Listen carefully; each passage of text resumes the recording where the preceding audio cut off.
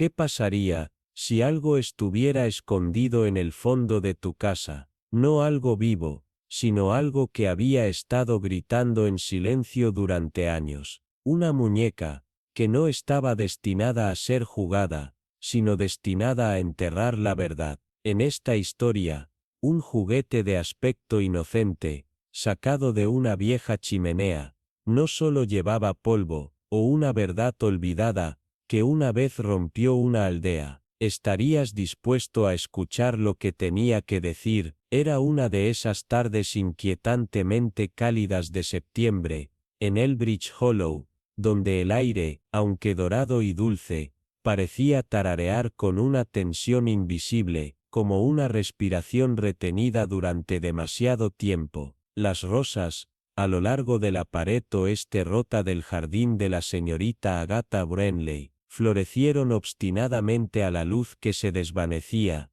sus pétalos teñidos de los moretones de un largo verano, cayendo con una elegancia cansada, que susurraba promesas olvidadas. La señorita Brenley, precisa y solitaria, en su cardigan de lavanda y zapatos de jardinería desgarrados, se movía en silencio entre los arbustos, recortando las cabezas muertas con una calma que enmascaraba la agudeza de su mirada. Sí, esa misma mirada que una vez había atrapado el temblor más pequeño en la sonrisa de un mentiroso, y aún mantenía la claridad de una mente no enturbiada por la edad. Detrás de los setos recortados, el pueblo respiraba la alocada loza de la vajilla en la sala de té, el débil tintineo de un arnés en el carro de leche, la risa de los niños que resonaba, como ecos de un sueño. Pero debajo de todo eso, había algo fuera de lugar, un cambio, un silencio escondido detrás de los sonidos,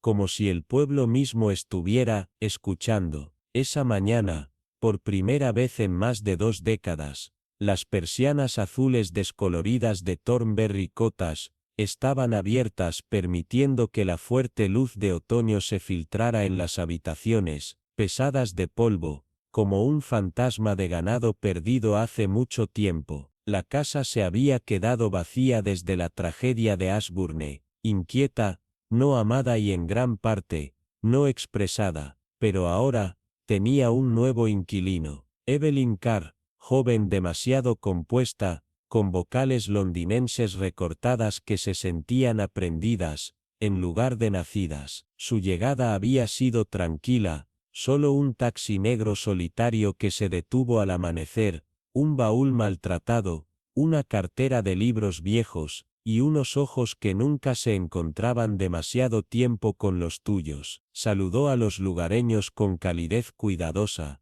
sonrisas educadas, y una distancia que no era del todo timidez, sino cálculo. Los aldeanos, por supuesto, lo notaron, siempre lo hacían, pero dijeron poco. Sin embargo, incluso el silencio en Elbridge estaba lleno de juicio. Al tercer día, un par de desollinadores de Bell & Weather llegaron a limpiar la chimenea, sus escaleras extendiéndose contra el viejo ladrillo como un despertar no deseado. Trabajaban con rapidez, hasta que uno de ellos se detuvo, llamado en un tono, no del todo bien. Había encontrado algo. No era un nido de pájaros, ni piedra endurecida por hollín, era una muñeca de porcelana, no más alta que el antebrazo de un niño, enterrada entre cenizas y suciedad. Su piel estaba manchada de negro, pero su rostro, una vez limpiado, reveló ojos de vidrio de una claridad discordante azules,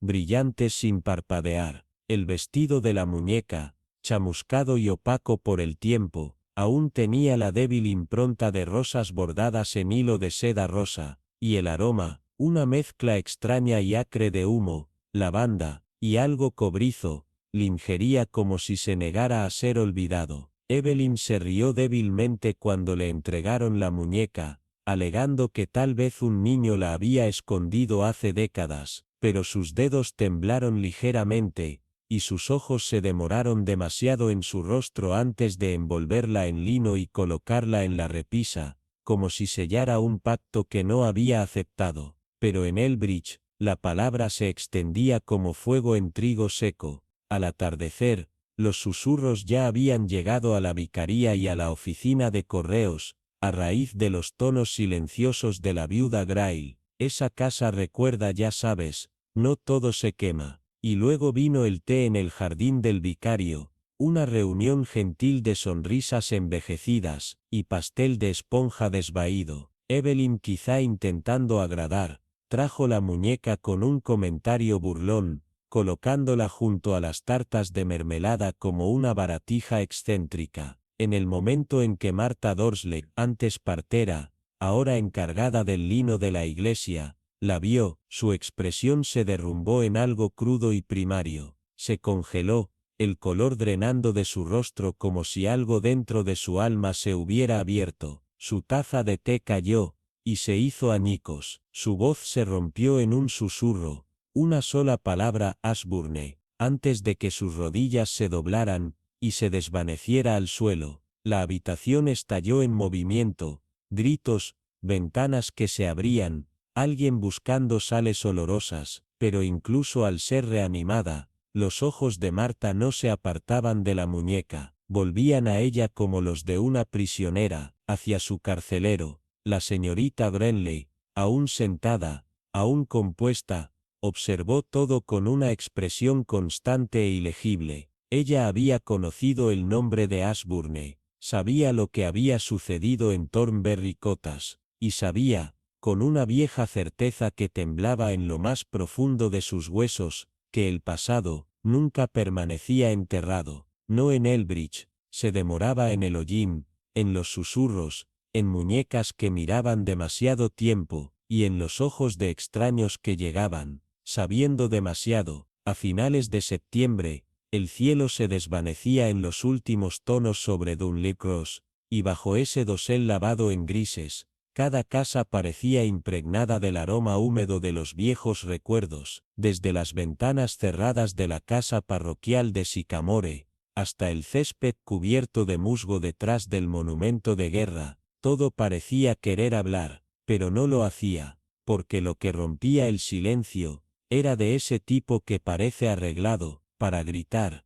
Esa tarde, la señorita Edith Hollins había hablado solo una vez, su voz apenas más que un susurro tenso, confundido por la mayoría con el murmullo de los sueños. Ella no debería haber regresado. Pero Maud Litchfield, cuyos ojos a menudo miraban el suelo, pero veían mucho más allá de él, atrapó esas palabras como si hubieran cortado el aire. Algo mal, algo prohibido. Al anochecer, Edith fue encontrada inmóvil en su silla, sus ojos, muy abiertos, fijos en una puerta desconocida, como si una vieja sombra la hubiera rozado justo antes del final, y cuando el doctor Willoughby la declaró muerta por insuficiencia cardíaca, no fue el temblor en sus manos, sino el parpadeo de la duda en su mirada, lo que hizo que todos se detuvieran. Al día siguiente, la señora Liscombe organizó el té,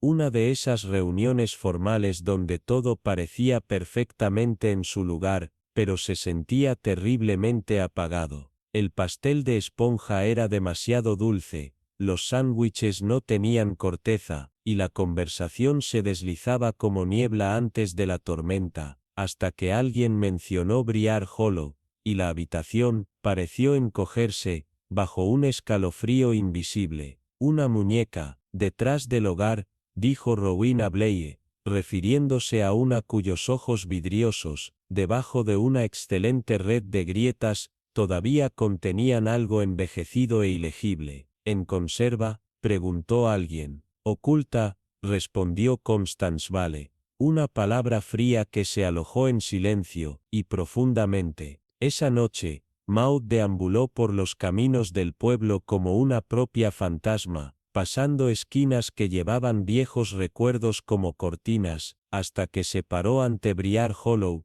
ahora reabierta, viva nuevamente, sin bienvenida ni invitación. La muñeca, con una cara de porcelana agrietada precisamente donde podría haber vivido una sonrisa, llevaba una cinta alrededor de su garganta, no como un adorno, sino como una advertencia. Edith había sabido algo, sí, sintió Maud, y ese conocimiento le había costado la vida. En la iglesia, después de una canción, cuando el himno final se desvaneció entre las piedras, Maud escuchó a Evelyn y June Withers cerca del ferrocarril del altar, susurrando: «Ella ha regresado, mira Langley», dijo June, la hija de Briar Hollow, y de todo lo que vino con eso. El nombre Isabel Granger flotó como un sabor amargo, la niña que desapareció un día después de la guerra, sin dejar nota, sin rastro, solo una bufanda quemada en el borde de su cama. Dijeron que había ido a Londres, pero Maud siempre supo que Londres era solo una mentira conveniente. La verdadera historia nunca pasó por los labios del pueblo. La muñeca que ahora había resurgido era la de Isabelle,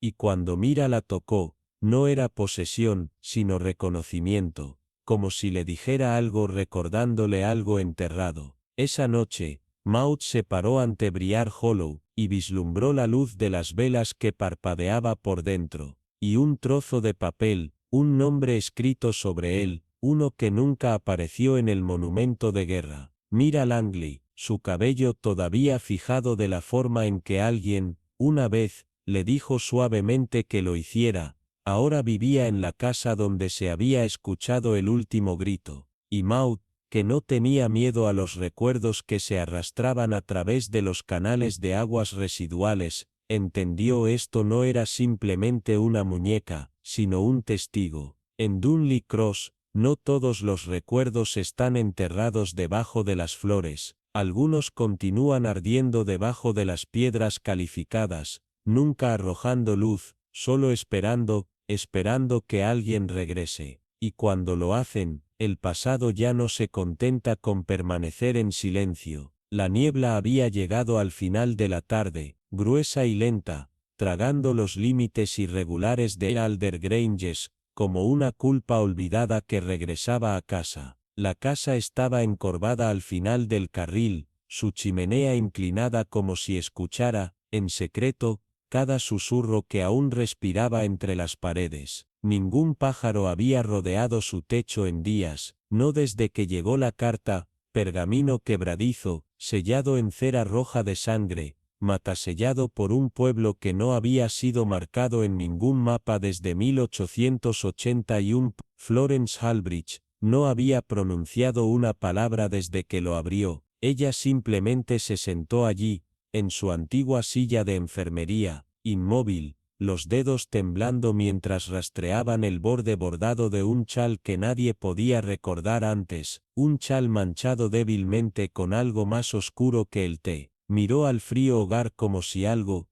dentro, la estuviera mirando de regreso. Encontró el nombre, susurró una vez, apenas audible. Sus ojos brillaban con el brillo húmedo de un recuerdo demasiado peligroso para decirse en voz alta. Esa misma noche, Elinora Drey, joven, curiosa, y trágicamente inconsciente de las reglas no escritas de Morven Hollow, siguió a su gato desaparecido en la bodega de la vieja vicaría, pensando solo en pieles y bigotes, no en fantasmas, ni tumbas, pero lo que encontró, escondido detrás de una rejilla de vino podrida, y un velo de telarañas de espesor como encaje, era una bolsa de piel de aceite, sellada con cera que se había roto como hueso viejo. Dentro había 3 elementos, un par de gafas con montura dorada, el dibujo de un niño de una casa torcida bajo una tinta negra que sangraba el sol, y un solo hilo de cabello grueso,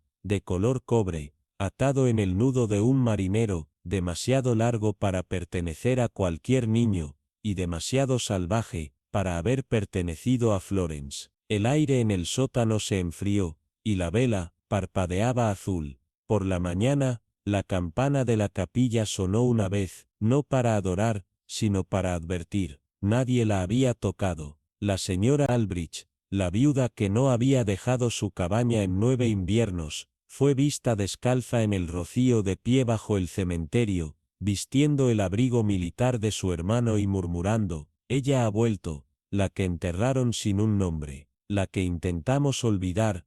Las puertas cerraron temprano ese día. Se corrieron cortinas. El carnicero cerró al mediodía. sin una palabra. Los cuervos, con los ojos negros y silenciosos, regresaron a la capilla, y se encaramaron en filas, como convocados por algo mayor que el hambre. Esa noche Elinora se sintió atraída por Alder Grange, no por curiosidad, sino por algo más pesado, como el deber, o el destino disfrazado de instinto. La puerta estaba abierta, pero Florence se había ido, sin señales de lucha, solo su chal, cuidadosamente doblado sobre la piedra del hogar, y el panel de la ventana sobre la silla de enfermería, roto hacia adentro, como si algo hubiera empujado, desde dentro. Una nota, escrita en caligrafía precisa e inclinada, yacía junto a la vela extinguida. La niña conoce la casa sabe su nombre. Elinora lo leyó 2 veces, luego se volvió para irse, pero se detuvo. Un débil zumbido llenó el aire, no de las paredes, sino desde debajo de las tablas del piso. Esa noche, ella soñó con una escalera en espiral, bajo tierra, cada paso grabado con palabras en latín inverso, cada pared llena de retratos cuyos ojos se habían rayado violentamente. En la base de las escaleras, una puerta de madera, con su nombre tallado hacia atrás, profundo e irregular, como si estuviera arañado, en vez de tallado. Cuando alcanzó el mango, en su sueño, se despertó. Sus manos estaban sucias, las uñas llenas de tierra, sus zapatos junto a la puerta, cubiertos de barro mojado. Pero ella no había salido de su cama, ¿verdad? Al otro lado del pueblo, en el silencio muerto antes del amanecer, una caja de música comenzó a tocar sola desde debajo del piso de la capilla, una canción de cuna, lenta y hueca, como un alma viva que aún recordaba enseñar a sus hijos. El suelo, debajo del cementerio, se movió suavemente, como exhalando, y en algún lugar, profundo debajo de Morven Hollow, donde la historia había sido enterrada no con gracia, sino con miedo, algo se movió, algo que había esperado pacientemente, a que el último niño regresara, la sangre regresara, para que el último bloqueo se abriera, y para que su nombre, oculto tanto tiempo, se hablara en voz alta, por última vez. Ella nunca habló mucho de dónde había venido, solo que los inviernos allí eran del tipo que no solo mordían, te recordaban. El viento se deslizaba a través de las paredes de piedra como un viejo rumor, uno que regresaba para terminar lo que comenzó. Nunca dijo el nombre del lugar en voz alta, pero una vez, solo una vez, encontré una inscripción desvaída dentro de la columna vertebral de los Salmos de los Peregrinos, escondida en un bolsillo falso de su kit de costura. Clara Brenlow, no olvides, la tinta estaba dorada por la edad, el tipo de escritura que no solo tropiezas con ella, la heredas. Se lo mostré a la señorita Ainsley, cuyo silencio era más conocido que sorprendido. Sus dedos temblaron un poco mientras trazaba el nombre, algunos nombres, susurró, no están perdidos, están esperando que el dolor se vuelva lo suficientemente valiente como para recordarlos. No sabía a qué se refería, no entonces, pero algo en mí, ya había comenzado a escuchar. Wren Hollow no estaba en ningún mapa oficial, solo una curva en el camino sombreada por sauces cubiertos de viento, pero me llamó, como si hubiera olvidado algo importante allí, en el viejo baúl de mi madre, debajo de la ropa de cama cuidadosamente plegada, y un libro ahuecado de rimas de guardería, encontré una caja de lata maltratada, envuelta en seda violeta. En su interior, había un contrato de arrendamiento, abril de 1942, cedido a Clara Brenlow, y garabateado debajo, en grafito apenas legible, no se vende, aplicado por la confianza, sin entierro, sin retorno. La escritura a mano la reconocí al instante, el mismo guión elegante de las tarjetas de cumpleaños que mi madre me escribía, antes de que su enfermedad nublara su mente. También había una fotografía, desgarrada, manchada, 2 mujeres paradas frente a una cabaña salvaje, cubierta de rosas. Una era mi madre, la otra, Su rostro estaba oscurecido, pero la curva de su mandíbula y la inclinación de su cabeza coincidían exactamente con la mía. La historiadora, la señora Harrow, palideció cuando se lo mostré. Esa es Rose Hollow Cottage, dijo, agarrando la imagen con manos temblorosas. Ha sido sellada desde el incidente de Renlow. No explicó más, solo dijo que en el 43 ocurrió algo indescriptible, y que el sacerdote local había quemado los registros, pero no antes de que alguien intentara preservar una verdad. En el ático de la vicaría, la señora Harrow encontró un recorte de un antiguo registro parroquial, noviembre de 1943, Brenlow.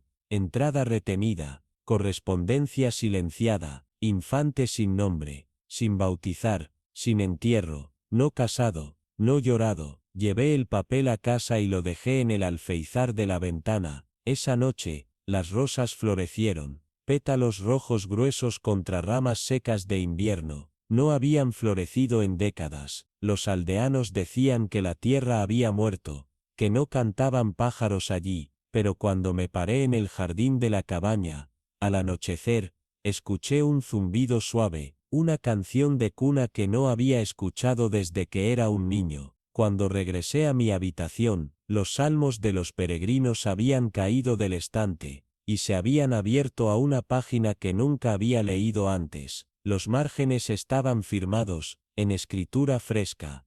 La casa recuerda, el nombre recuerda, la sangre nunca se olvida. Ella espera junto a la chimenea, todavía llorando. No dormí esa noche. El fuego crujía bajo en el hogar, y justo antes del amanecer, escuché pasos sobre mí, en el ático que nadie había entrado en 50 años. El aroma de violetas, humo, y algo de hierro, llenó la habitación, y en el espejo, dibujado en la niebla, había una sola palabra. Me volví el corazón congelado, y vi la fotografía acostada en el piso, ahora completa, ahora clara, y ambas mujeres miraban desde ella, y ambas tenían mis ojos. El Mesmere siempre había estado callado, sin naturaleza, como si cada sonrisa en el pueblo escondiera un grito que nadie se atrevía a reconocer. Cuando los viejos relojes marcaban la medianoche con sus crujientes garrapatas, o cuando la arena cerca de la iglesia de siglos giraba con el viento, los aldeanos cerraban sus puertas en silencio, como si una vieja herida se hubiera agitado nuevamente. La cicatriz más oscura y enterrada en la historia de El Mesmere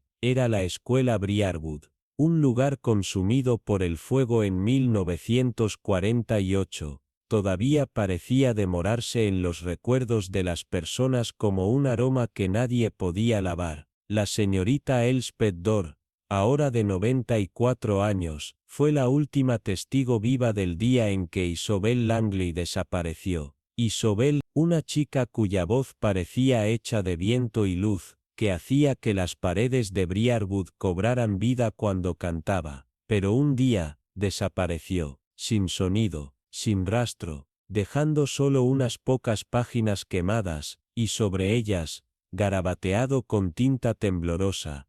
Ella rechazó el ritual. Cuando Clara Penwell, la nueva maestra de escuela del pueblo, conoció a Elspeth, pensó que era solo una vieja historia de fantasmas, pero eso cambió el día en que Clara descubrió una caja sellada en la mesa de sacristía polvorienta de la iglesia, hundida en tierra, sellada con cera, y dentro de ella, un diario. La tinta en el interior había sangrado en las páginas, las palabras estaban deformadas y retorcidas, pero un nombre apareció una y otra vez: Isobel, y debajo, apenas legibles, las palabras. Los signos aparecieron después del himno. No los despiertes, el anochecer está escuchando. Clara lo descartó al principio, una broma cruel, o una reliquia de imaginación hiperactiva, pero esa noche, mientras miraba por la ventana de su habitación, vio a una niña, una pequeña figura parada en silencio en las puertas de la escuela en ruinas, peinador gris, cintas blancas, ojos que parecían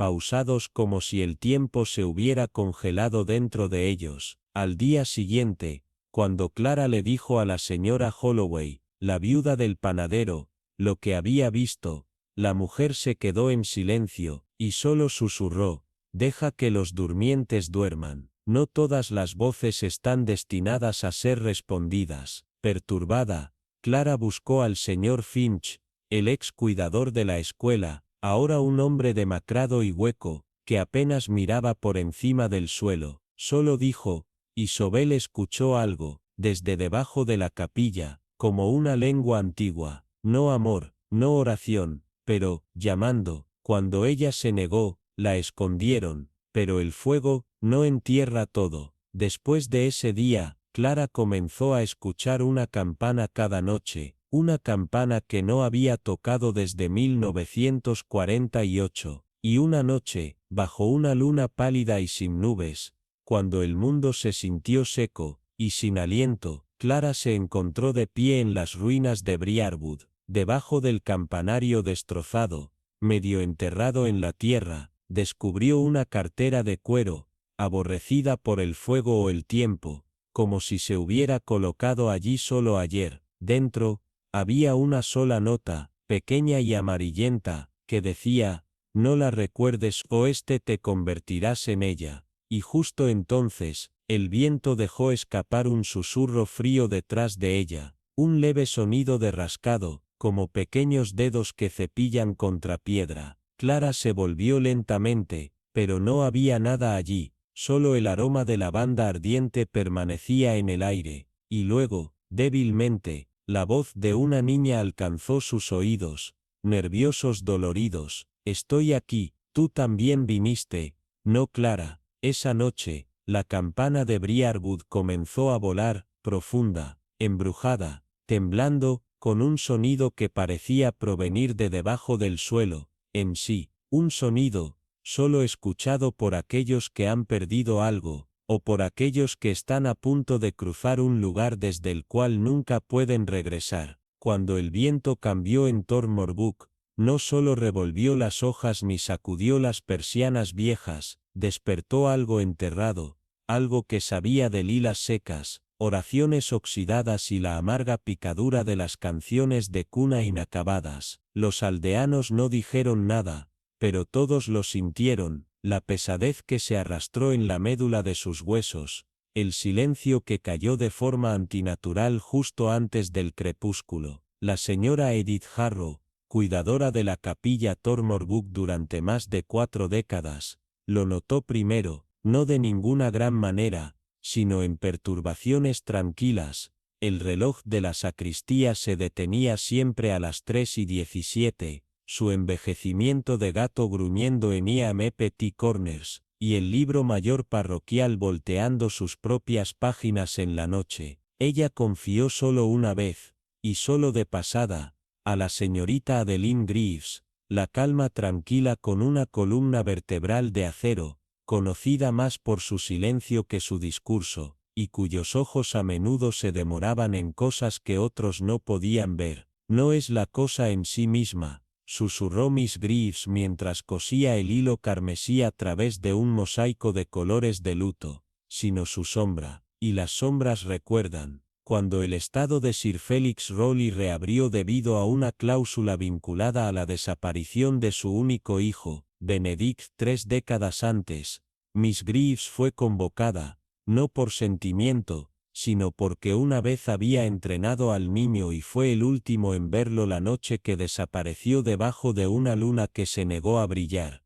El abogado, el señor Halbridge, un hombre cuya presencia era tan frágil como el libro mayor que llevaba, le entregó un paquete recuperado de un panel oculto detrás de la chimenea de la biblioteca Rowley, un libro en descomposición de cuero marcado solo con la letra R, y una pequeña llave de latón apretada en el handkerchief de un niño bordado con el nombre Alaric. El libro mayor contenía nombres enumerados cientos, tal vez más, escritos en un guión cada vez más errático, como si el autor se hubiera dado cuenta demasiado tarde de lo que estaban crónicos. Un nombre fue rodeado en tinta roja cera Alaric, sin apellido, sin fechas, solo un nombre sellado como una maldición. Cuando se probó la llave, abrió un tronco en el ático olvidado, un lugar que nadie se atrevió a ir, lleno de restos de una infancia misteriosa,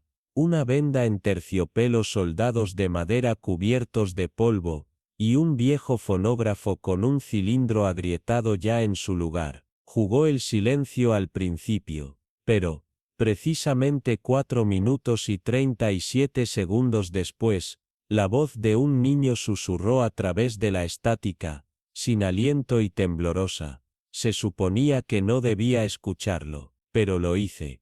Y ahora está dentro. Esa noche Miss Greaves se despertó temblando, aunque no había ventanas abiertas. El espejo en su tocador estaba empañado, no por respiración sino desde adentro, y dibujado en la niebla estaba el garabato de un niño.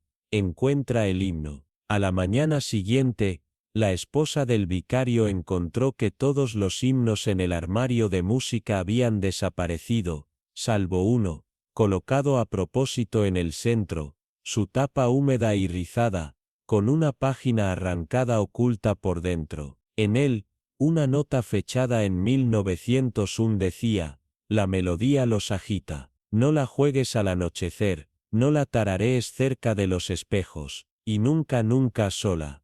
El pánico, aunque no hablado, se extendió como las heladas. Las puertas estaban prohibidas antes de que el sol se sumergiera, las ventanas se mantuvieron cerradas incluso en días sin nubes, y nadie se atrevió a mencionar al niño que una vez habló con las sombras, el niño que desapareció sin llorar. Determinada, Miss Greaves regresó a la capilla, sola, a la medianoche, el libro mayor maldito debajo de un brazo, su aliento una oración visible. Cuando la campana golpeó las 12, aunque la campana de la capilla no había intervenido desde que su torre se derrumbó en 1893, las ventanas de vidrieras parpadearon con un brillo débil y pulsante, y en el extremo más lejano, bañadas a la luz de la luna que perforaba donde no existía techo, se encontró con el niño descalzo, pálido e imposiblemente quieto, sus ojos reflejaban fuego. Levantó un solo dedo señalando el altar, debajo de él su mano temblando, abrió un tablero de piso deformado, revelando otra llave, esta extrañamente cálida, como si recordara el contacto, y una carta final y frágil, cuya tinta se desvaneció pero era legible. Perdóname. Canté el himno, dejo entrar, y ahora espera, detrás de cada espejo, cada melodía. Quiere una voz. Cuando terminó de leer, el órgano detrás de ella comenzó a gemir a la vida, aunque nadie jugó, y desde la galería invisible de arriba llegó el eco de la risa de un niño, alta y lilizante, seguido de un susurro como hojas arrastradas. Regresaste, Adeline. Cantarás conmigo esta vez. Nadie en Elbrook podía decir con precisión cuándo comenzó el zumbido, solo que para la tercera noche ya no sonaba como una canción, sino un recuerdo que se desmoronaba en tiempo real, un sonido tembloroso y fracturado, que se elevaba del bosque detrás de Penlow House, un lugar considerado durante mucho tiempo maldito, donde las vides habían traído las aljabas y la chimenea lloraba a los rayos de los negros por la piedra. Fue Eleanor Marsh quien lo escuchó por primera vez claramente, parada en su despensa con el silbido de la tetera, y las paredes respirando demasiado lentamente, un zumbido suave e infantil, a la deriva desde la dirección de las ruinas de Penlow, aunque ningún paso marcó el rocío afuera. Thirlewick, cuyas manos nunca dejaron de temblar después de la guerra, murmuró desde su porche, esa casa siempre le debió algo a alguien. Luego vinieron las extrañas perturbaciones, muñecas que se convirtieron en ventanas con caras que una vez ignoraron, la campana del casco antiguo en la torre que no había sonado desde 1967 sonando 2 veces en la hora antes del amanecer, un sonido agudo y hueco como si hubiera resonado a través del agua. En la vicaría, los marcos se deslizaron suavemente de las paredes sin romperse. En la escuela, el tizón garabateó sin tocar, la mano de un niño formando la misma frase en cada tablero: viene cuando comience el tercer verso. En el quinto día, un cartero se negó a entregar cerca de Penlow, después de escuchar la risa debajo de sus ruedas. No había niños a la vista, pero una sola marioneta colgaba del poste de hierro. Sus cuerdas se enredaban alrededor de una vieja medalla de guerra y un mechón de cabello rojo. Más tarde esa noche, Eleanor encontró una carta deslizada debajo de sus tablas de piso, sin sello, sin cita, solo su nombre completo escrito con una precisión que hizo que sus manos se enfriaran. En el interior, un dedal corroído, un diente de bebé y una nota frágil que decía: prometiste no cantarlo, Eli. ¿Por qué mentiste? Lo enterró en la estufa, pero a la mañana siguiente, el dedal estaba de vuelta en su almohada, más cálido de lo que debería haber sido. La ciudad se puso tensa, desconocida no por lo que se dijo, sino por lo que no fue: puertas bloqueadas temprano, ventanas cubiertas de tela negra, como para mantener algo adentro en lugar de dejarlo salir. La señorita Lambridge, la maestra que una vez enseñó a los gemelos Penlow, regresó de la jubilación, pálida y temblorosa, hablando solo para decir el tercer verso. Nunca fue para lenguas humanas. Dobla el alma como papel húmedo. Cuando se descubrió la cripta Penlow desbloqueada, su sello de hierro se torció a pesar de las décadas de óxido. El agente Bellamy se desmayó en la entrada. Luego murmuró sobre la luz de las velas que vio parpadeando bajo tierra, y el tenue eco de un llanto que no coincidía con ninguna voz que viviera. Esa noche, Eleanor, sonambulando o convocada, no pudo decir. Se encontró de pie, descalza, en el césped Penlow, mirando la ventana de la guardería. La muñeca, una vez enterrada con su hermana gemela, estaba parada en el alféizar.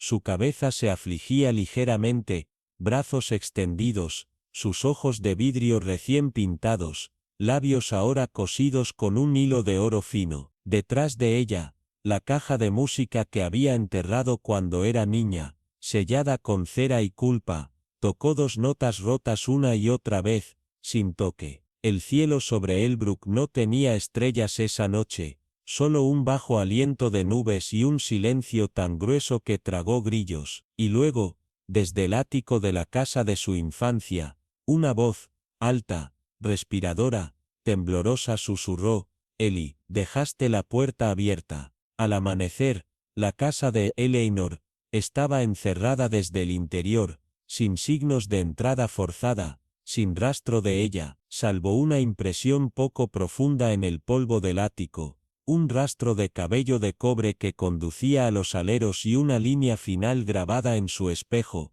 en la niebla desde adentro. El perdón no es silencio, incluso se entierra. Los pensamientos no permanecieron en el armario destrozado, o incluso en la foto enmarcada que se había vuelto silenciosamente boca abajo.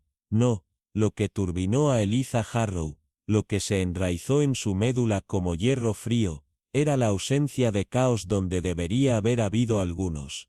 No había cerraduras rotas, no había libros dispersos, sin entrada forzada. Solo se fue una cosa, la muñeca de terciopelo de su hermana, la que ambos juraron nunca volver a tocar. Se había desvanecido de su estuche de vidrio cerrado en el salón de arriba, sin tocar durante más de 3 décadas. Su cabeza ligeramente inclinada como si siempre escuchara. El caso en sí permaneció sellado, sin grietas, sin polvo perturbado, solo un aroma persistente de lavanda y bolas de polilla, y algo más, algo mojado. El aire en la casa había cambiado desde esa noche, más grueso, más lento, como si las paredes estuvieran mirando. El reloj de tic-tac de la sala se había detenido precisamente a las 3:17, el minuto exacto. Eliza se dio cuenta de que el ahogamiento de Marta había sido reportado hacía tantos años. el día en que encontraron su capó atrapado en las zarzas cerca del pozo, sus pequeñas manos nunca se recuperaron. Eso, bien largo, sellado y cubierto de hiedra, había comenzado a filtrarse nuevamente. El agua negra, delgada como el hilo, ahora trazó líneas débiles a través de las piedras de la bandera, y luego estaba el golpe suave, deliberado en la puerta de la guardería, que Eliza no había abierto desde 1969, detrás, el sonido del zumbido, una canción de cuna que nadie más recordó. Duerme mi amor debajo del árbol, la raíz recuerda lo que la hoja no puede ver. Luego vino el sobre sin dirección de devolución. La cera estaba sellada con un sigilo, una media luna rota alrededor de un ojo llorón, un símbolo que Eliza no había visto desde sus días en Red Hollow, la pensión donde las hermanas se enviaron una vez y de la que Marta había regresado, diferente. En el interior, había una sola línea escrita en Crimson Fade. Me enterraste con silencio, ahora regreso con sonido. Esa noche, la puerta del sótano se abrió por su propia cuenta, por primera vez en años. No voló por el viento, el aire estaba quieto. Debajo, bajo las escaleras de madera quebradiza, yacían dos zapatos pequeños, empapados y embarrados, con una pequeña cinta envuelta firmemente alrededor del izquierdo, el viejo hábito de Marta, y arriba en el ático, todos los retratos familiares habían comenzado a cambiar por su cuenta. Uno en particular, una foto que Eliza siempre evitó, ahora yacía junto a su almohada, dos chicas con vestidos de encaje, manos fruncidas, y una tercera figura oscura, parada débilmente detrás de ellas, indefinida pero observada. Nadie habló de estas cosas en el pueblo. Habían llamado a la muerte de Marta una tragedia, el retiro de Eliza de la sociedad como consecuencia del dolor. Pero ahora, uno por uno, comenzaron a aparecer letreros sutiles, pájaros que se estrellaban contra las ventanas, hollín cayendo de las chimeneas frías, y el diario de Clara Langdon, descubierto en su jardín banco, donde solo se decía su entrada final: ella está despertando. Cuando Clara no regresó para el té a la mañana siguiente, Eliza ya lo sabía. Más tarde, sus botas fueron encontradas juntas por el borde del huerto, su bufanda roja enrollada a su alrededor como una serpiente. El forense dijo: accidente cerebrovascular. Los aldeanos murmuraron: mala suerte. Pero Eliza, ella ya no creía en la suerte. Ella sabía que algunos recuerdos no eran recuerdos en absoluto, eran semillas. Y ahora, después de décadas enterradas bajo la negación, habían comenzado a crecer, a descifrar los cimientos de la casa, la mente, el alma. Llamó a cada vela que poseía, y arrancó el fondo de pantalla de la guardería, buscando desesperadamente la línea final de la canción de cuna, la única que Marta nunca terminó. Debajo de 5 capas de yeso, con sus uñas sangrando, lo encontró, garabateado en la mano temblorosa de un niño. Decía: diga su nombre y la libere, o ella vendrá por usted y para mí. Afuera, el viento se calmó y las muñecas en el gabinete de vidrio volvieron la cabeza como una sola. El espejo empañado, aunque no había calor, y Eliza, agarrando el capó usado que una vez se había escondido de vergüenza, susurró el nombre de su hermana. Arriba, la canción de cuna se reanudó, esta vez con una tercera voz tarareando. El sobre no tenía matasellos, ni dirección ni nombre,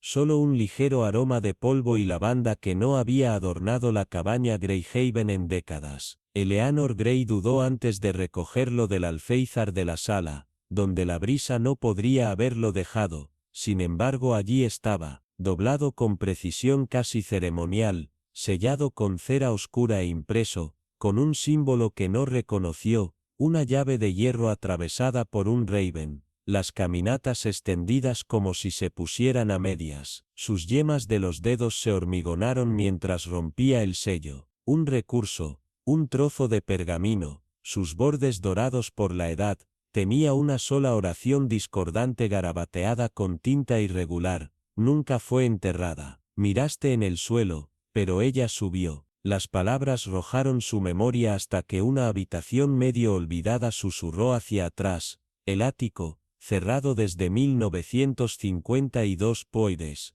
después de que su tía abuela Miriam había desaparecido, siguiendo lo que la familia describió en tonos huecos como fiebre y ahogamiento, aunque ninguna búsqueda de ríos había dado un cuerpo, y ningún certificado de muerte nunca había surgido. No quedaron fotografías de Miriam, solo una sombra en la esquina del retrato de una familia. Su cara se volvió lo suficiente como para difuminar, como si incluso entonces, ella ya estuviera comenzando a desaparecer. Esa noche, el corazón latía como una vieja campana de la iglesia. Eleanor subió las escaleras crujientes, cada paso chillando debajo de su peso, como si se resistiera. La puerta del ático, una vez clavada por su abuelo, estaba ajar. En el interior, el aire estaba demasiado quieto, como si el aliento se hubiera sacado de la habitación hace décadas y nunca regresó. Una mecedora se sentaba en el centro, moviéndose suavemente a pesar de que no había draft. Detrás de esto,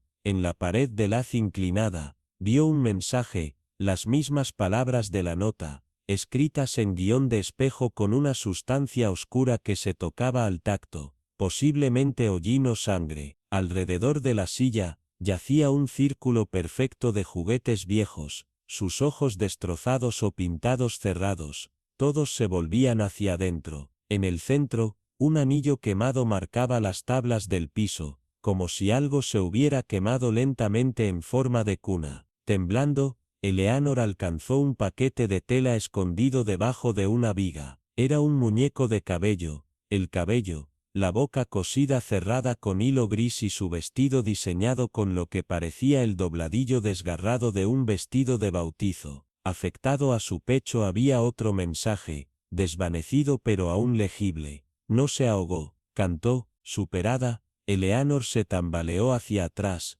casi tocando una caja de madera llena de viejos himnarios. Al día siguiente, perturbada pero impulsada, caminó hacia el archivo de rectoría en descomposición, donde encontró al jardinero, un hombre mayor con las manos que temblaron cuando se le mostró la muñeca. Estaba allí, susurró, había un servicio, sí, pero sin ataúd, ni sacerdote, solo un órgano que se jugaba y la campana no se detendría. Cuando se le preguntó a quién asistió, dijo solo, nadie entró en el que vio desde la niebla. Dijeron que no era apropiado llorarla. Más tarde, en el compartimento oculto del hogar, afectado solo empujando hacia atrás al fuego de latón que nunca había cuestionado, Eleanor descubrió la Biblia familiar, su columna vertebral, sus páginas quebradizas. Un versículo había sido subrayado en lo que parecía carbón, porque la voz de la tórtola se escucha en nuestra tierra.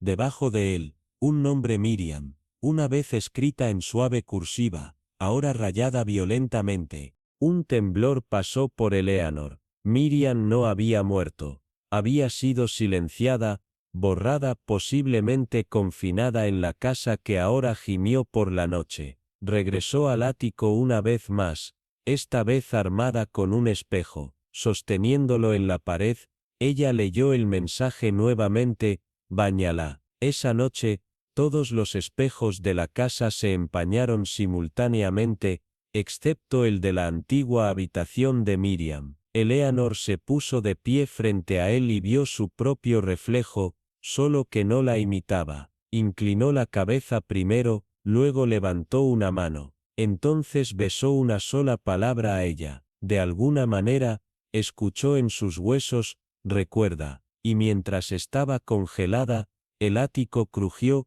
no de madera asentándose, sino como si alguien, o algo estuviera caminando por ser reconocido. El pasado, Eleanor ahora sabía, no duerme, se persigue en el grano de madera, susurra a través de las tuberías, espera detrás de los espejos, y deja migas de pan en forma de muñecas, versos y canciones de la infancia que nadie te enseñó. Y cuando la verdad se oculta el tiempo suficiente, no se desvanece, se vuelve más fuerte, se vuelve desesperada, y luego, Comienza a llamarte por su nombre. La casa había permanecido intacta durante años, no olvidada, no abandonada, solo detenida, suspendida en el tiempo, como un aliento mantenido demasiado tiempo. Hawthorne Hollow se paraba en el borde del bosque, donde la niebla se aferraba al suelo y la hiedra se arrastraba por sus huesos,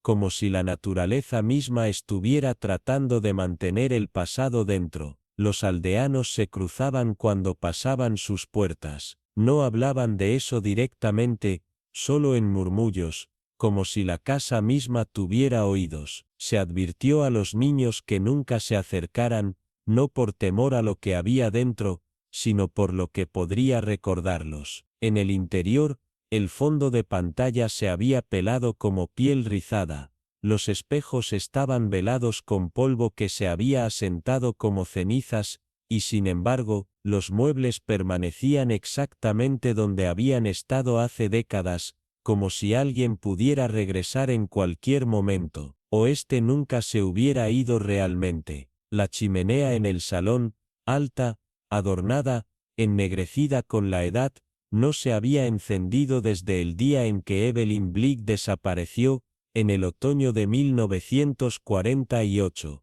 Tenía solo 7 años. La tormenta esa noche había destrozado las ventanas, derribó la electricidad en el campo, y por la mañana, Evelyn se había ido, sin huellas, sin rastro, solo una muñeca en el hogar, y un leve olor a humo que permaneció más tiempo de lo que debería. La casa había sido cerrada desde entonces, su historia enterrada debajo de susurros y registros olvidados, hasta que llegó Charlotte Vale, una mujer tranquila con la disciplina de un historiador y la curiosidad de un archivero. No tenía un vínculo conocido con la casa. El Comité de Preservación de la ciudad la había contratado para catalogar su contenido antes de la demolición. Debería haber sido rutinario, pero desde el momento en que cruzó el umbral, el aire cambió denso, grueso, casi sensible. Las tablas del piso crujieron debajo de su paso, como si reaccionaran a su presencia. La primera noche, pensó que escuchó un zumbido suave, como una canción de cuna, de la guardería de arriba, aunque la puerta estaba clavada y cerrada por fuera. Comenzó con cosas pequeñas. Los relojes que se habían detenido durante mucho tiempo comenzaron a marcar débilmente cuando pasó. Un espejo en el pasillo mostró una débil huella de mano, pequeña e infantil, que se desvaneció cuando trató de limpiarla. Luego, en el hollín de la chimenea del salón, descubrió una caja de lata, deformada por el calor, escondida en una cavidad detrás de los ladrillos. En el interior, había un paquete envuelto en lino encerado, una página de un diario arrastrada por los bordes, la cinta de un niño rígida con el tiempo y una muñeca de porcelana, sus pestañas ennegrecidas, una con un ojo ligeramente torcido, y sus manos de cerámica todavía agarraban una nota desvanecida, casi invisible. El mensaje decía: ella cantó al fuego. Escuchó. Charlotte, normalmente racional, sintió que una inquietud se acomodaba en sus huesos. Algo no estaba bien. Ella cavó más profundo. Detrás de un piso deformado en la guardería, encontró más fragmentos de dibujos de carbón, bocetos inquietantes y crudos de una niña y una figura sombreada con brazos retorcidos y ojos huecos. La misma figura apareció una y otra vez, siempre cerca del fuego. En un dibujo, las llamas parecían tener bocas, pero el descubrimiento más inquietante provino del libro mayor que desenterró en el gabinete oculto de la sala, el registro de nacimiento del antiguo rector. Entre sus páginas quebradizas se encontraba una sola entrada, femenina sin nombre: madre, C. Vale; padre, desconocido; bautismo negado. Charlotte se congeló. El apellido era suyo. Su madre nunca había hablado de su pasado, solo una vez, en un momento de rara vulnerabilidad, había dicho: no estaba destinada a ser mantenida.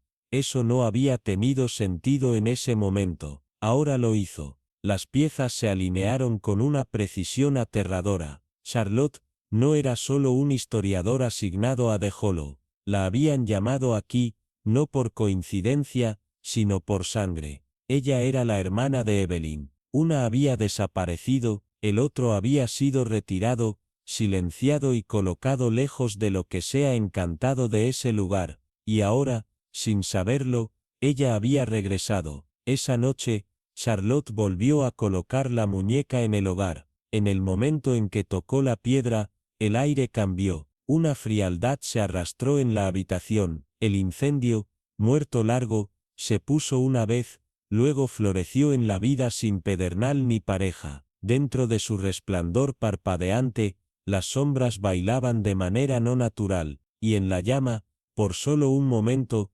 Charlotte vio una figura pequeña delicada, inmóvil, con la espalda girada y la cabeza inclinada como si esperara ser recordada. Ella susurró, Evelyn. El fuego se atenuó al instante. El aire creció tan aún que dolía respirar. La muñeca, una vez aburrida, ahora reflejaba la luz de la llama en sus ojos, sí, que brillaban débilmente como si se despertara. Charlotte no gritó. Ella entendió. Esto no fue horror, este fue un recuerdo. Algunas verdades no están descubiertas, se devuelven cuando la sangre recuerda sus raíces y el silencio crece demasiado pesado para soportar. Evelyn no había sido olvidada, ella había esperado, en ash, en ladrillo, en fuego, y su hermana finalmente había vuelto a casa. Ella colocó la figura de porcelana suavemente en el viejo corredor de encaje, una figura demasiado frágil para el peso de su memoria,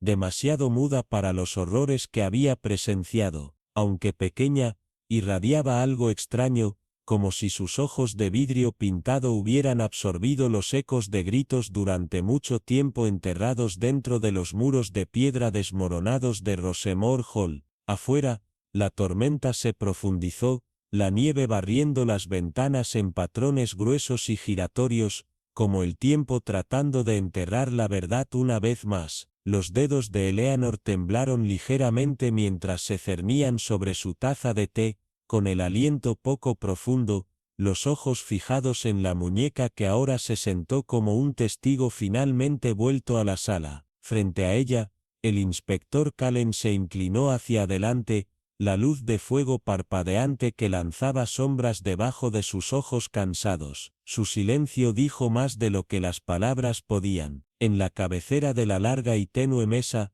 Margaret Linton, una vez simplemente una archivera de la aldea y ahora una verduga reacia de las viejas verdades, se sentó con las manos dobladas, como si intentara contener los temblores de lo que estaba a punto de desatar. Su voz, baja pero resonante, rompió el silencio como una cuchilla a través de la seda. Siempre te has preguntado, ¿por qué tu madre Clarissa nunca habló de tus primeros años? ¿Por qué soñaste con las escaleras que nunca subiste? ¿Por qué una cabaña que nunca visitaste se sintió como una habitación medio recordada de alguna otra vida? La garganta de Eleanor se contrajo. Ella apenas podía asentir. Porque no era tu madre biológica, continuó Margaret, sus ojos ilegibles. La mujer que te crió era Adelaide Everley, y te dio a luz en esta casa, durante un invierno espeso con escándalos, sombras y silencio. Eleanor retrocedió ligeramente. El nombre la golpeó como una canción de cuna olvidada, cantada en una pesadilla. Dijeron que ella murió, susurró. Dijeron que fue una enfermedad. Margaret sacó un telegrama desgastado, sus bordes rizados con el tiempo. Esa era la mentira. La verdad es que fue declarada no apta por su propio hermano, en el regente, una estrella política en ascenso que no podía permitirse un escándalo. Un niño ilegítimo, nacido de una sirvienta ascendida a amante, una voluntad reescrita a su favor. No podía llegar a la superficie, por lo tanto, él tenía su compromiso, y tú, aspirado a través de documentos falsos y susurros por los arreglos. El inspector Cullen habló entonces, su voz ronca. Una niñera desapareció la noche después del nacimiento, un médico valió la pena, un abogado mi propio predecesor, se encargó de hacer que el rastro de papel desapareciera, pero la última carta de Adelaide sobrevivió. Retiró una página doblada, su tinta se desvaneció, pero su angustia todavía estaba viva. Eleanor lo alcanzó con las manos temblorosas. Ella te llamó Amara, agregó Margaret en voz baja, y ella nunca dejó de pedirte, hasta que la silenciaron. El mundo de Eleanor se inclinó. La muñeca en la mesa, una vez descartada como el juguete de un niño, parecía inclinarse hacia ella, como si reconociera la sangre que una vez vigiló. No se suponía que debías regresar, dijo Margaret, pero la sangre recuerda, la memoria vive en la médula, y la casa nunca se olvida. El viento aullaba a través de las vigas,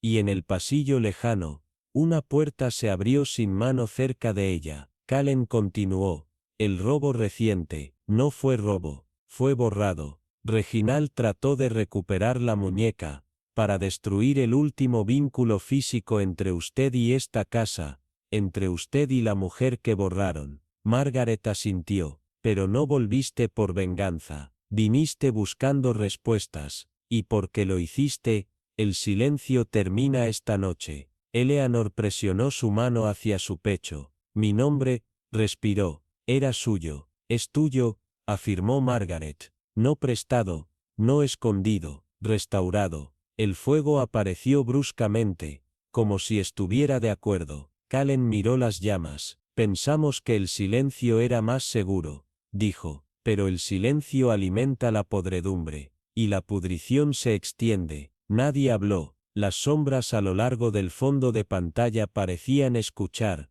respirar, estirarse, como si la casa se despertara después de un sueño largo y embrujado. Eleanor miró una vez más a la muñeca. Ya no parecía porcelana, parecía el último testigo de un niño, ahora vengado. Un momento después, un rango lento de tela y botas resonó en el pasillo. Otro visitante, o este otro recuerdo que regresa a su lugar. Rosemore Hall ya no estaba vacío, estaba lleno, de ecos, de verdades, de los nombres que intentaron enterrar. Y Eleanor, o Amara, o ambos, se sentó alto y aún en la mesa, ya no insegura de quién era, pero sabiendo esto, el pasado la había llamado a casa por una razón, y no le dejaría irse hasta que cada mentira hubiera pagado su peaje en la verdad. La niebla había comenzado a rodar antes de la puesta del sol, aferrándose a los setos torcidos y las paredes de piedra seca, que bordeaban el pueblo como los huesos de un viejo centinela demasiado cansado para proteger sus secretos. Eliza se paró en el umbral de Bramblewick House, sus bisagras gritando en protesta mientras la cerraba detrás de ella por última vez, el sonido delgado y distante, tragado rápidamente por la niebla, como si el aire en sí estuviera ansioso por olvidar. La muñeca en sus brazos, una vez frágil con hollín y silencio, ahora descansaba suavemente contra su pecho, sus costuras una vez rotas, cosidas con delicadeza con hilo de lavanda, el mismo tono que su madre solía usar para reparar pañuelos durante largos inviernos que olían a carbón y jarabe de cosecha. Eliza no había regresado para respuestas, no al principio, solo para dormir, pero los sueños tienen su propia gravedad, y los suyos habían comenzado a atraerla de una manera que ya no podía ignorar. Comenzaron hace semanas, pasillos medio iluminados, pasos detrás de ella en las escaleras del ático, y una cuna baja cantada por una voz que temblaba con amor y arrepentimiento. No hay letras, solo la melodía, siempre lo mismo, del tipo que permaneció mucho después de despertar. Recordó su sonido cuando bajó del autobús en Essenten de Lyons Hollow, un lugar lo suficientemente pequeño como para no aparecer en la mayoría de los mapas, pero lo suficientemente grande como para albergar generaciones de pecados profundos. El conductor ni siquiera había necesitado instrucciones. Volviendo de nuevo, señorita, preguntó, mirando su maleta, luego la muñeca. Parece que alguien todavía está esperando. Ella no respondió, ella no pudo. El pueblo apenas había cambiado, los mismos carriles empedrados deformados por raíces y lluvia, las mismas cabañas de hiedra con cortinas de encaje dibujadas como secretos. Pero la gente, sus ojos la rastrearon con un silencio mucho más fuerte que las palabras, y cada sonrisa llegó demasiado tarde. Incluso el aire se sintió cauteloso, como si temiera lo que podría surgir si respiraba demasiado profundamente. En la panadería, la señora Whitcomb hizo una pausa para amasar la masa a mitad de la cámara cuando Eliza mencionó el nombre de su tía, Meredith Ainsley. Sus manos se apretaron instintivamente, como si las mismas sílabas tuvieran peso. Pensó que no se iba a ninguna familia, murmuró la mujer, apenas audible sobre el crujido del horno a leña. Pensó que ella murió sin hijos, pero la fotografía que Eliza llevó contó una historia diferente. Un Meredith más joven, sonriendo cansado e inequívocamente sosteniendo a un niño pequeño en su regazo. Un niño con los ojos de Eliza. Encontró la casa de Bramblewick, encubierta en hiedra y sombra, cada ventana ciega cerrada, como si la casa en sí se avergonzara de ver la luz del día. En el interior, el tiempo había suavizado los bordes de todo. El polvo yacía grueso como la nieve a través de las barandillas. La chimenea todavía sostenía el tenue perfume de viejos cenizas.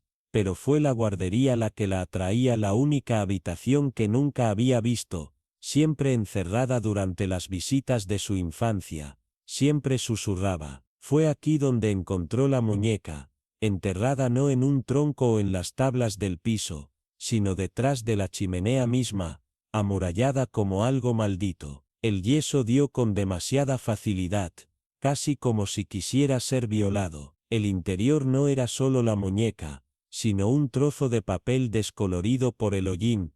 Perdóname, se suponía que no debía morir, sin nombre, sin fecha. Ella se lo mostró a nadie. Algunas verdades, ella ya entendió, no eran para compartir, pero las preguntas se agitaron como las polillas debajo de la piel. Esa noche, mientras clasificaba una caja de zapatos de letras viejas en el ático, las descubrió los diarios de Meredith.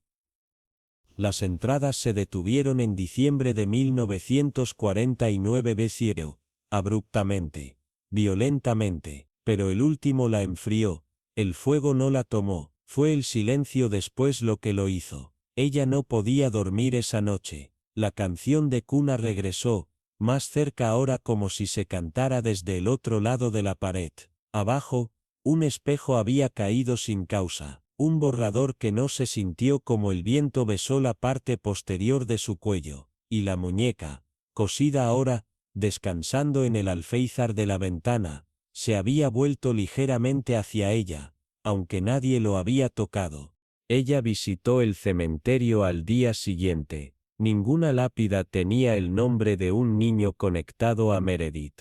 No hay registros de entierro. Solo una tumba parecía extrañamente más nueva de lo que debería, sin nombre, solo una fecha 3 de enero de 1950. Flores frescas descansaban contra la piedra, narcisos, fuera de temporada. Se giró y encontró a la señorita Pembroke mirándola, la directora retirada, ahora quebradiza con edad pero afilada como siempre. Ella solía cantar a una niña, dijo, antes de que Eliza pudiera hablar. Meredith, quiero decir, la gente dijo que estaba enojada, que la guerra había roto su mente, pero recuerdo al niño también. No te equivocas. Cuando Eliza preguntó a dónde fue la niña, la señorita Pembroke solo miró hacia las colinas. Algunas preguntas llegan tarde por una razón. Dejamos de preguntar porque las respuestas dejaron de llegar.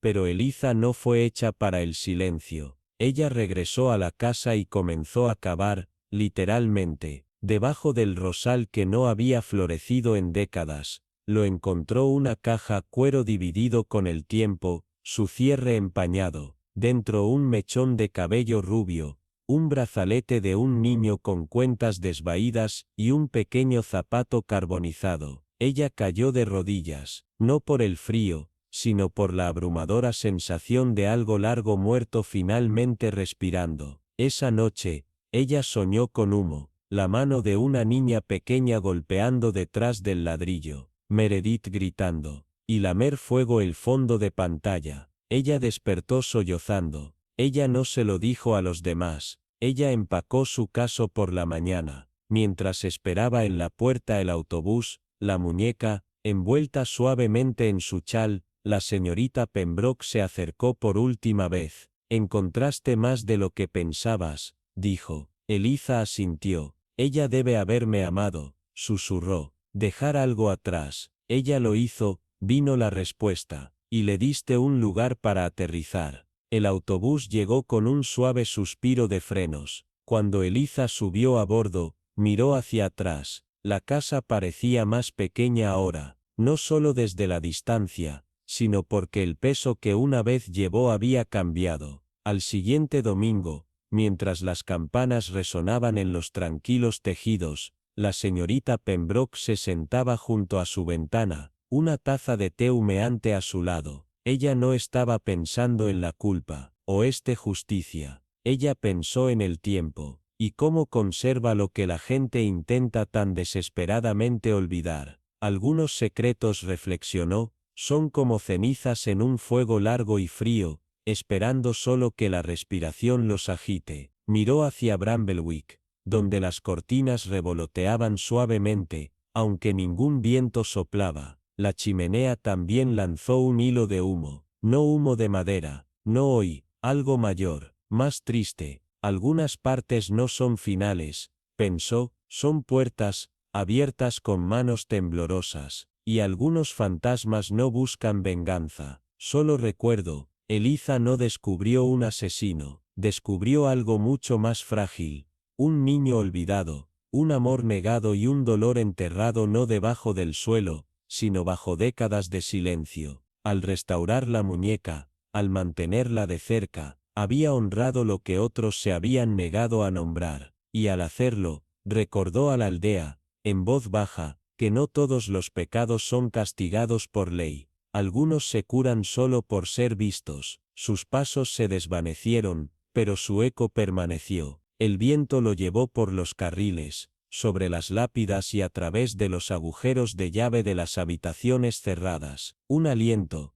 hace mucho tiempo, finalmente liberado. A veces, el peso más pesado que llevamos no es culpa, sino silencio. Las cosas que elegimos no decir, las letras que nunca enviamos, las verdades que sellamos debajo de las capas de propiedad, vergüenza o protección disfrazadas de amor. Así que déjame preguntarte, ahora que el polvo finalmente ha comenzado a sentarse, y los ecos de los pasos que han pasado mucho tiempo todavía parecen susurrar debajo de las tablas del piso de Briar Hollow, ¿qué habrías hecho, si estuvieras en el lugar de Clara Hemsley, mirando la llave escondida durante 40 años en el fondo falso de una caja de música, los dedos temblando con la edad, pero la memoria afilada como siempre? ¿Habrías atrevido a abrir el baúl que contenía los restos de una vida perdida en escándalo y secreto? ¿Habrías leído la carta escrita con desesperación, no solo con tinta sino con miedo,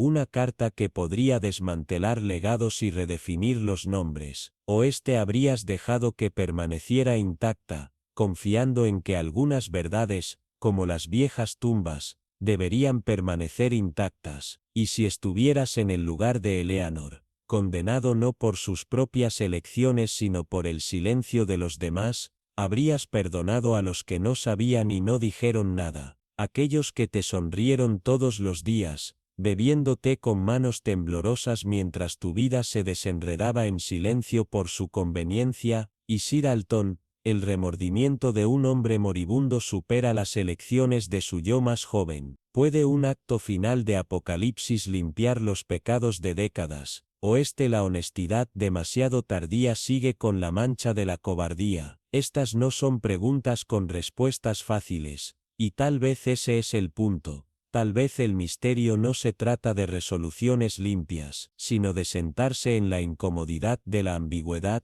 de reconocer que a veces el crimen no es un acto, sino una omisión, un silencio tan fuerte que ensordece a las generaciones. Si esta historia de engaño en capas, de dolor firmemente cosido detrás de la gracia social, movió algo tranquilo dentro de ti, aunque solo sea por un momento. Nos encantaría escuchar tus pensamientos a continuación. Comparte tu versión de la verdad. Cuéntanos, ¿habrías enfrentado al pasado o habrías preservado el presente? ¿Habrías buscado justicia o paz? Tus reflexiones no solo enriquecen la historia, sino que ayudan a otros amantes del misterio como tú a descubrir este rincón tranquilo donde honramos no solo la resolución de los rompecabezas, sino el desatado de los nudos emocionales. Y si este desentrañamiento lento, este suave pelado de años y capas, se quedó contigo, si la fuerza tranquila de Clara, o el sufrimiento tácito de Eleanor, o incluso el susurro de los papeles en el cajón que nadie se atrevió a abrir te erizó la piel, entonces suscríbete y comparte con alguien que ame sus misterios susurrados, no gritados. Tenemos más secretos esperando, algunos enterrados en revistas, otros envueltos en lino de bebé, uno tal vez tallado débilmente en la parte inferior de un alféizar de la ventana donde nadie miró. Juntos, seguiremos buscándolos, no para juzgar, sino para entender, porque en estos rincones silenciosos de habitaciones olvidadas, la justicia no siempre usa una insignia ni golpea un mazo. A veces, se sienta en silencio,